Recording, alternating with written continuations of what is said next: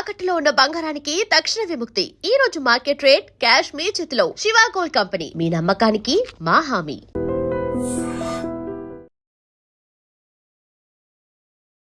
నమస్కారం అమ్మా. ఓం శ్రీ మాత్రే నమః. అమ్మ, భర్త చనిపోయిన స్త్రీలు భర్త చనిపోగానే కొన్ని రోజులకి వెంటనే తాలిబొట్టు, మెట్టెలు, కుంకుమ, పువ్వులు ఇవన్నీ తీసేయటము, తర్వాత నుంచి ఇంకా తను అవన్నీ వేసుకోకూడదని చెప్పి ఇలాంటివన్నీ చూస్తూ ఉన్నాం. అయితే కొంతమంది మాత్రం ఈ మధ్యకాలంలో ఇవన్నీ తనతో వచ్చినవైతే కాదు, పుస్తే మెట్టెలు మాత్రమే తనతో వచ్చినవి, అవి మాత్రమే తీసేస్తాను, అసలు నేను బొట్టు గాజులు తీయనని చెప్పి మొండిగా వాదించి అలా ఉంచుకునే వాళ్ళు కూడా చాలామంది ఇప్పుడు చూస్తున్నాం. అప్పుడు అలాంటి వాళ్ళని, అంటే ఈమె సమాజానికి విరుద్ధంగా మాట్లాడుతోంది ఇలా అని రకరకాలుగా వాళ్ళనే విమర్శిస్తున్నారు. అసలు నిజంగా ఇది ఈ తీయటము అనే ఈ సాంప్రదాయం అసలు ఏ శాస్త్రంలో ఉందమ్మా? నిజంగా ఇది మనకు ముందు నుంచి వస్తున్న ఆచారమేనా? ఇది ముందు నుంచి వస్తున్న ఆచారం కంటానమ్మా. అసలు ఆదిగా అనాదిగా సనాతనంగా చెప్పాలంటే కనుక స్త్రీలు ఇలాగా ఈ విధంగా ఉండాలి, ఇవి ధరించాలి, అవి ధరించాలి అని ఎక్కడా కూడా ఏ విధంగానే చెప్పబడలేదు. అంటే మనకి చిత్రకారుల యొక్క చిత్రీకరణను బట్టి మనకి లక్ష్మీదేవి, పార్వతీదేవి, సరస్వతీదేవి వీళ్ళు ఇలా ఉంటారు అనేది రవివర్మ చిత్రాలు అనుకోవచ్చు. అలా రకరకాలుగా రూపాలు అనేవి మనకి నిర్దేశింపబడినవి. అవి కూడా మనకి మన యొక్క ఆలోచనల నుంచి ఆ యొక్క సీతాదేవి అంటే ఈ విధంగా ఉండవలను, అనసూయామాత అంటే ఈ విధంగా ఉండవలను, అలాగా మనము చక్కగా ఆకృతులు, ఆ యొక్క వేషధారణ అవన్నీ కూడా మనము అడాప్ట్ చేసుకుంటూ వచ్చాం. నిజమమ్మా, నిజాయితీగా చెప్పాలంటే అడాప్ట్ చేసుకుంటూ వచ్చాం. అలాగే ఆంగ్లేయులు వచ్చి పరిపాలించినప్పుడు గుడ్డు గుడ్డు గుడ్డు అంటే వాళ్ళు ఆ గుడ్డు ఏంటో గుడ్డు అనుకుని మనం కూడా వెరీ గుడ్ అంటాం నేర్చుకున్నట్టుగా అడాప్ట్ చేసుకున్నాం. అంత క్రితం అందరూ కూడా భగవంతుడు ఇచ్చిన పిల్లలండి అనేవాళ్ళు. ఆ తర్వాత ఏంటంటే కొంతకాలానికి ఏంటంటే ఈ గుడ్డు అనేటటువంటి సంస్కృతి ఈ యొక్క ఆంగ్లేయుల నుంచి వచ్చినప్పుడు ఏమైంది, వెరీ గుడ్ అని వాళ్ళు అంటుంటే గుడ్డు ఏదో గుడ్డు అనుకుని గాడ్ యొక్క బాయ్ అనేటటువంటి వ్యక్తులు, అంటే భగవంతుడి బిడ్డలు అనేటువంటి వ్యక్తులు గుడ్ బాయ్ అంటే మొదలెట్టారు. కొన్నాళ్ళకి ఇప్పుడు బైగా మిగిలిపోయింది. గుడ్డు లేదు, గాడు లేదు, ఏది లేదు. అలాగా అంటే మనం రకరకాలుగా మారుతూ వచ్చాం. ఇప్పుడు ఏంటంటే ఆ స్థితి నుంచి. అలాగే రాజా రామ్మోహన్ రాయ్ అలాంటి వ్యక్తులు ఎంతోమంది సంస్కరించారు స్త్రీల యొక్క లైఫ్ని.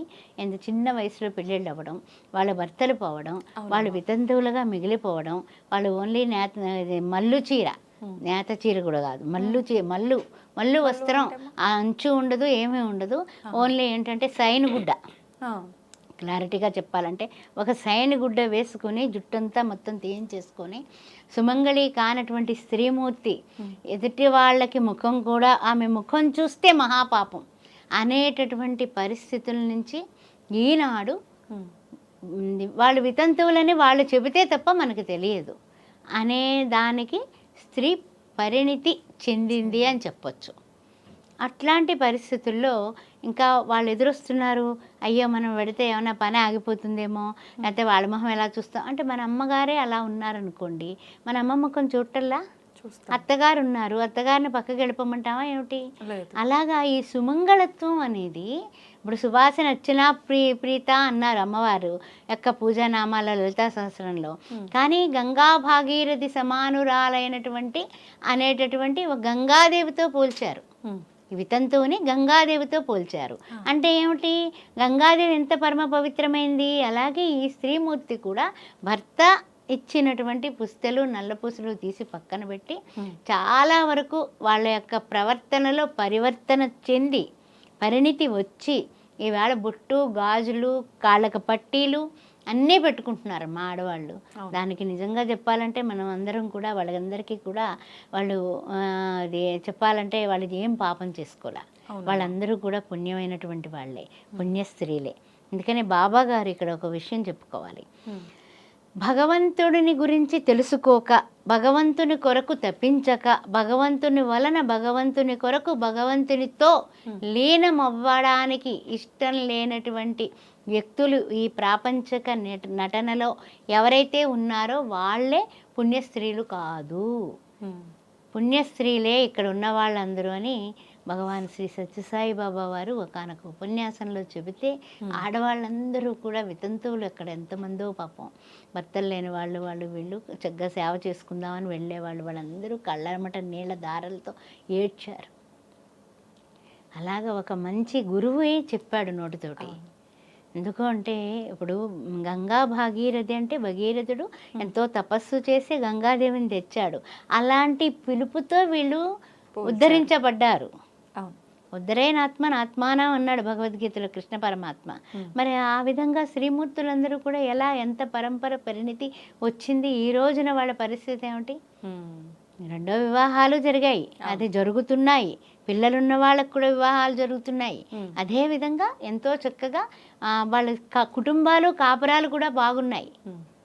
అందువల్ల తప్పొప్పులు ఎంచడం తగ్గించుకొని భగవంతుడితో సమానమైనటువంటి మాతృస్వరూపం శ్రీమూర్తి అని వాళ్ళని గౌరవిద్దాం, ప్రేమిద్దాం, చేతనైతే నమస్కారం చేద్దాం.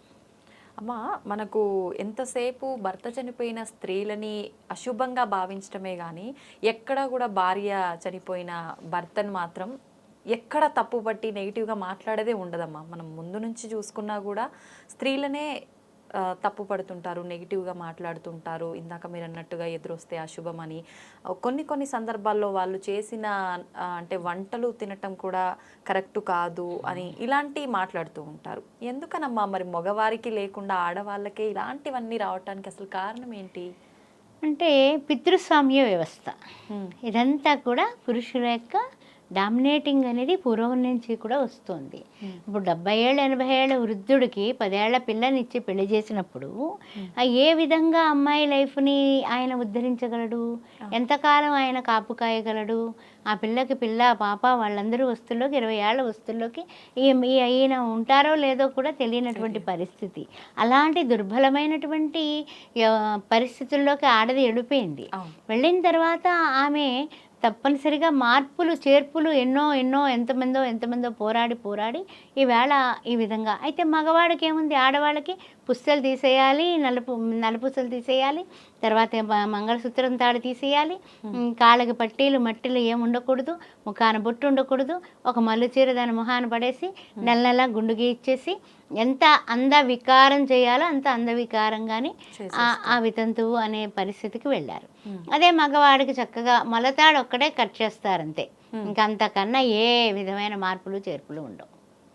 ఒకవేళ ఆ భార్యకి ఏమైనా కర్మ చేస్తే కనుక జుట్టు తీయాలి తప్ప, మామూలుగా అయితే కనుక ఆయన ఎప్పుడు కూడా అలాగే ఉంటాడు. ఆయన ఏంటి అంటే అది తరతరాల నుంచి మనం పెట్టుకున్న ఆచారాల్లో ఈ మగవాళ్ళకి ఆచారాలు లేవు. అంటే ఆచార సాంప్రదాయాల్ని ఇప్పుడు మనం ప్రశ్నించలేం కాబట్టి సమాజ తీరులో అది పెట్టబడలేదు. ఆడవాళ్ళకి అంటే ఎందుకు అంటే ఆడది అనేది అంటే స్త్రీ ఒక ఆడపిల్ల అయితే కనుక ఆడపిల్లకి శారీరక మానసిక కోరికలు ఉద్భవిస్తే కుటుంబాలు అస్తవ్యస్తం అయిపోతాయని ఒక నీతి ఒక విధానంలోనే పెడితే వాళ్ళు ఒక మరుగున ఉంటే ఎదుటి వాళ్ళకి వేరే భావనలు వాళ్ళ వైపు చూసినప్పుడు రాకూడదని ప్రొడక్షన్ వాళ్ళతో ఈ విధంగా పెట్టబడింది అని కొంతమంది పెద్దవాళ్ళు చెప్తూ ఉంటారు. ఒక స్త్రీకి ఇదంతా కూడా 4 గోడలు కట్టేసి దానిలో కూర్చోమన్నారు. కారణం ఏంటంటే చెడ్డ ఆలోచనలు రాకుండా అని చెప్పబడింది.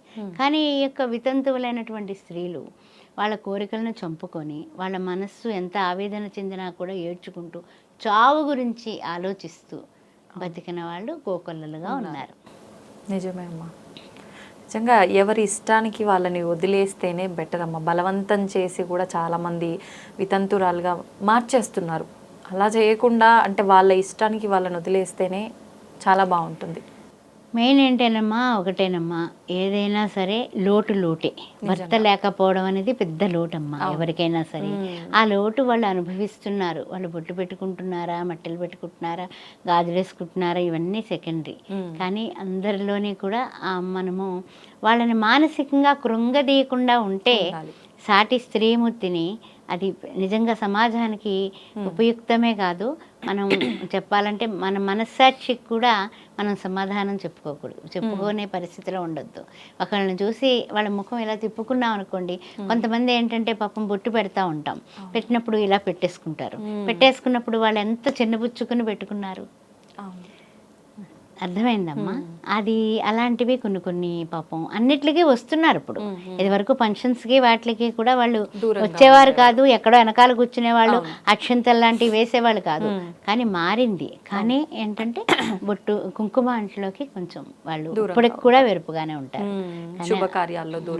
శుభకార్యాల్లో దూరంగా ఉండడం, ఏదన్నా విషయంలో ముందుకు రాకపోవడం, ముందుకు వచ్చి మాట్లాడితే ఎవరేమనుకుంటారో, వీళ్ళు వచ్చి చెప్పారే, వీళ్ళు చెప్పడం ఏమిటి, మూల కూర్చోకుండా అని అంటారేమో, ఈ భయభ్రాంతులనే ఇప్పుడు కూడా పోలేదమ్మా. ధన్యవాదాలమ్మా. శ్రీమాత్రేనమ్మా.